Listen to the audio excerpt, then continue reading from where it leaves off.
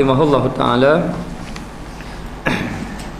am kaifa yauju an yafhama daqa'iqal asrari wa huwa lam yatub min hafwatihi,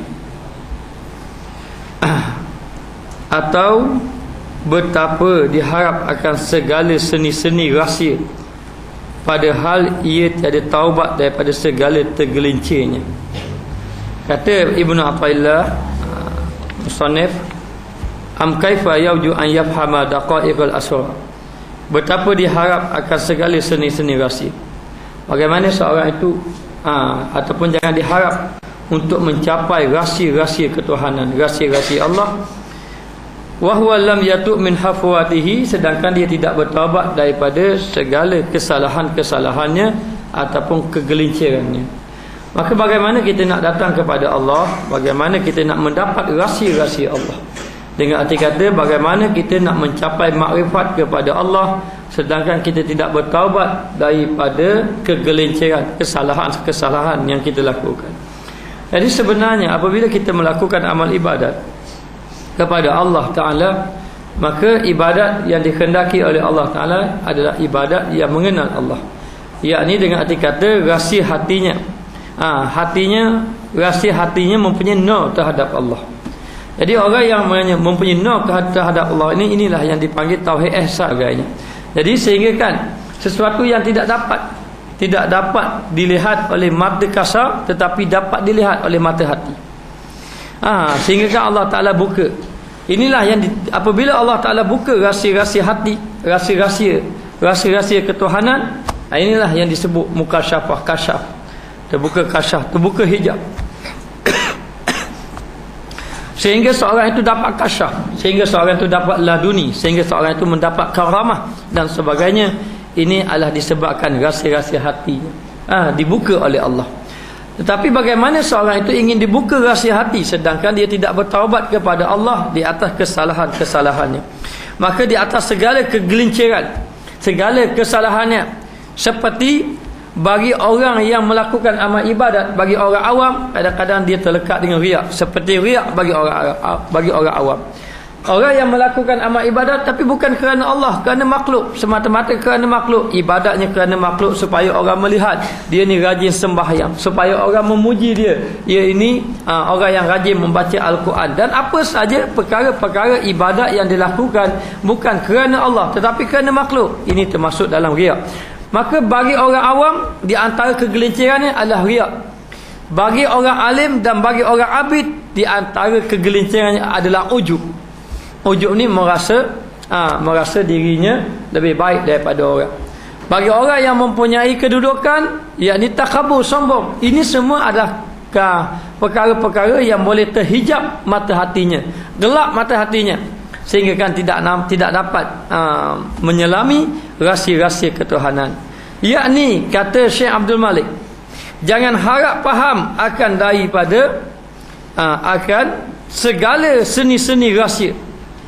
Maka jangan harap kamu dapat memahami rahsia-rahsia ketuhanan orang yang tiada taubat daripada kesalahan, yang mana orang itu tidak bertaubat. Kamu jangan mengharap dapat makrifat kepada Allah selagi mana kamu tidak bertaubat kepada Allah di atas kesalahan, dosa-dosa. Jadi kita ni yang jadi hati kita terhijab ni kerana dosa. Sebab tu dia kata kalla bal rana ala qulubihim ma kanu yaksibun. Sekali-kali tidak jangan kamu menyangka kamu buat amal ibadat itu sedang ibadat tadi sudah baik, bahkan dosa yang kamu lakukan itu menyebabkan hati kamu gelap. Kalla bal rana ala qulubihim, bahkan rana ala qulubihim, yakni hati kamu akan menjadi gelap bima kanu yaksibun, dengan apa yang kamu lakukan. Jadi dosa yang menyebabkan hati kita gelap. Bila hati kita gelap, tidak ada nur di dalam hati, tidak ada perasaan, tidak ada nur, rasa zauq kepada Allah, rasa gun kepada Allah, tidak merasa kita ini betul-betul mendapat musyahadah kepada Allah Ta'ala. Jadi sebab apa ibadat kita tidak memberi kesan? Kenapa kita sudah lama sembahyang, kita sudah lama melakukan amal ibadat tetapi tidak ada apa-apa kesan? Lalu kata Ibnu Athaillah, jangan harap kamu dapat sampai kepada Allah, jangan harap kamu dapat menyelami rahsia-rahsia Allah. sedangkan kamu tidak bertaubat daripada kesalahan kamu, daripada dosa-dosa. Jadi kita kena bertaubat daripada dosa. Orang yang melakukan ibadat, dia bertaubat dalam ibadatnya pun ada kesalahan. Yang sepatutnya bila kita semayang, hati kita lalai, itu pun kena bertaubat pada Allah. Dalam keadaan kita semayang, hati kita lalai. Dalam keadaan kita melakukan amal ibadat, kita masih lagi mengekalkan maksiat, itu pun kena bertaubat kepada Allah Ta'ala. Kerana inilah yang menyebabkan manusia itu tidak sampai kepada Allah dan tidak terbuka rahsia-rahsia hati. Jadi apakah rahsia hati? Siapa yang beramal, siapa yang terbuka, dia tahu. Man zaqa arafa. Siapa rasa, dia tahulah mengenai alam-alam rahsia ketuhanan. Jadi dalam hati kita ni Allah ada rahsia yang banyak rahsia. Terbang apabila Allah Ta'ala bukakan, sehingga kan ada orang nampak masuk dalam alam jin, Allah Ta'ala buka masuk. Kadang-kadang Allah Ta'ala beri macam-macam, yang mana tidak ada pada orang-orang biasa, tidak dapat. Satu hari ada seorang sahabat Nabi, dia berjalan, kemudian dia terpandang seorang wanita. Lalu di dalam hatinya ada, dia terasa, mana dalam hatinya, cantik orang perempuan ni baratnya. Jadi akhirnya lepas pada tu, dia pergi dekat majlis Saidina Osman Ibn Affan. Apabila lelaki ini sampai pada majlis Saidina Osman Ibn Affan, lalu Saidina Osman berkata, di kalangan kita ada orang yang berzina mata. Sahabat Nabi ni dia terkejut. Lalu dia ni terkejut ni, dia pun kata, adakah wahyu sudah turun? Dia kata tidak, ini adalah basirah, pandangan mata hati. Terbuka pandangan mata hati. Sehingga kan dapat kenal siapa ni yang baik, siapa ni yang buruk, siapa yang telah melakukan maksiat, sehingga kan menjadi kasyaf. Sehingga kasyaf, terbuka. Kenapa jadi macam tu? Kerana apabila disucikan hati-hati dia, maka orang yang menyucikan hati dia, dia akan dapat rahsia-rahsia ketuhanan. Sebab tu ada syekh kata, banyakkan selawat, nanti kamu akan tengok ada benda yang Allah Ta'ala buka pada kamu. Banyakkan berzikir, nanti kamu akan dapat melihat ada benda yang Allah Ta'ala beri kepada kamu, rahsia-rahsia. Di antaranya kasyaf. Tetapi kasyaf ini, kata guru saya, boleh hijab lagi. Tapi kita kasyaf tu boleh terhijab, kata kita dengan Allah. Dan kasyaf yang dikhendaki, yang diingini oleh ahli-ahli tasawuf adalah kasyaf melihat aib diri, bukan melihat aib orang.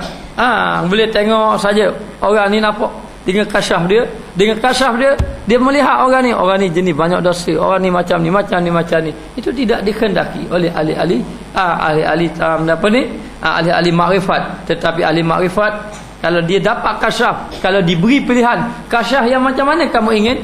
Kasyaf yang melihat aib diri. Sehingga kan kata Tuan Guru Hajilah, seorang dia cerita, kata ada orang ahli Allah Ta'ala buka rahsia hati. Bila dia nak pergi ambil air sembahyang, dalam qalah dia tak boleh ambil air sembahyang. Dia kata kotornya air ni. Lalu orang tengok tak ada apa-apa, tapi ikut pandangan dia tu kotor. Kerana apabila orang mengambil wuduk, maka gugur kotoran-kotoran dosa. Jadi Allah Ta'ala buka pada dia, sehingga kan nampak air tadi kotor. Pada pandangan orang lain tidak. Kenapa terbuka? Kerana sudah hatinya sudah bersih, sudah suci. Kita ni yang tidak sampai pada Allah, yang kita sembahyang tidak khusyuk, yang ibadat kita tidak memberi kesan kepada perbuatan kita, amalan-amalan kita, perkara mungkar keji tidak dapat ditinggalkan, kerana hati kita ni masih lagi diseliputi dengan kotoran-kotoran. Maka selagi mana kamu tidak bersihkan kotoran-kotoran yang ada di dalam hati, kamu tidak akan dapat melihat rahsia-rahsia ketuhanan Allah Subhanahu wa Ta'ala. Akhir kali terhijab kita dengan Allah. Apa makna terhijab kita dengan Allah? Yang ni yang kita semayang berasa kita banyak semayang, kita ada ilmu, kita berasa kita banyak ilmu, kita rasa kita buat baik itu semua datang daripada kita, tidak lagi melihat kepada Allah Ta'ala. Itu pemberian kepada Allah. Maka orang yang alim tidak menjadi hijab dengan ilmunya. Orang abid menjadi hijab dengan amal ibadat dia. Orang yang kaya terhijab dengan harta bendanya. Orang yang ada pangkat terhijab dengan kesombongan dia, dengan pangkat dia. Kenapa? Kerana sudah tidak melihat kepada Allah. Kenapa tidak melihat Allah? Kerana ada tutupan. Tutupan itu ada dosa. Tapi kalau terbuka tutupan tadi, dibersihkan, kamu bukan saja melihat apa yang ada pada zahir kamu, bahkan kamu melihat apa yang ada pada batin. Melihat pada batin, sehingga dapat mengenal diri kita. mengenal diri kita, mengenai kotoran-kotoran, mendapat apa yang ada dalam diri kita, kesalahan-kesalahan. Dan dia kata di sini mengatakan bahawa orang yang masih lagi tertakluk pada dirinya, melihat kepada dirinya, maka dia ini tidak akan dapat melihat Allah.